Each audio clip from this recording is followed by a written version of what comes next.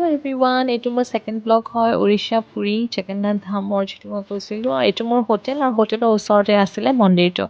চ' আমি সেইদিনাখন আহিয়ে সময় নষ্ট নকৰি গোটেইকেইটাই ওলাই গ'লোঁ, কাৰণ আমি 3 দিনৰহে সময় লৈ গৈছিলোঁ। সেই 3 দিনৰ সময়খিনি আমি ইউটিলাইজ কৰিবই লাগিব। চ' আমি সেইকাৰণে গোটেইকেইটাই ওলাই গ'লোঁ। ওলাই পেলাই তাতে সেইদিনাখন বহুত ভিৰ হৈছিলে। এইটো মন্দিৰৰ আশে পাশে গোটেইখিনি পাৰ্ক হয়, বহুত ভাল লাগে। সেই ৰাস্তাটোৰ পৰাই আপুনি মেইন ৰোড ওলাব পাৰে। চ' বহুত ভিৰ হৈছিলে, কাৰণ সেইদিনাখন একাদশী আছিলে। ইমানেই ভিৰ হৈছিলে, মোৰ মায়ে হেৰাই গৈছিলে অকণমান টাইমৰ কাৰণে। মই আকৌ বিচাৰি বিচাৰি উলিয়াইছোঁ। তাৰ পৰা আমি সাগৰৰ পাৰলৈ গ'লোঁ অকণমান, তাতে অকণমান ঠাণ্ডা বতাহ খালোঁ, খাই মেলি কিবা কিবি ল'লোঁ, লৈ মেলি খাই গোটেই বজাৰটো এক্সপ্ল'ৰ কৰিলোঁ। কিন্তু গোটেই বজাৰ আপুনি এদিনতে এক্সপ্ল'ৰ কৰিব নোৱাৰে। সেইটো জেগাত আহিব আপুনি 2 দিনমান আহিব লাগিব, কাৰণ গোটেই লাইনটো বজাৰ এদিনত আপুনি শেষ কৰিব নোৱাৰে। যদি আপুনি বাৰ্গেনিং কৰিবলৈ ভাল, তেনেহ'লে বাৰ্গেনিং কৰিবলৈ বহুত বস্তু ইয়াৰ পৰা লৈ যাব পাৰিব, কাৰণ ইয়াতে বস্তুবোৰৰ দাম বহুতেই কম। আৰু এটা কথা, পুৰী জেগাটো বহুত গৰম হয়।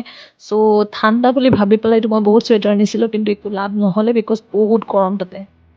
আৰু এইটো ৰাতি 11-12 বাজিছে। ইমান দেৰিলৈকেও ইমান মানুহ, সেইখিনি জেগাত ইমান মানুহ।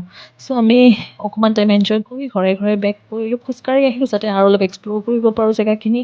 তাতে কিবা এটা গৈ পেলাই খালোঁ, গৰ্দা খাই পেলাই আমি বেক টু হোটেল। ইয়াৰ নেক্সট ব্লগটো চাবলৈ নাপাহৰিব। বাই।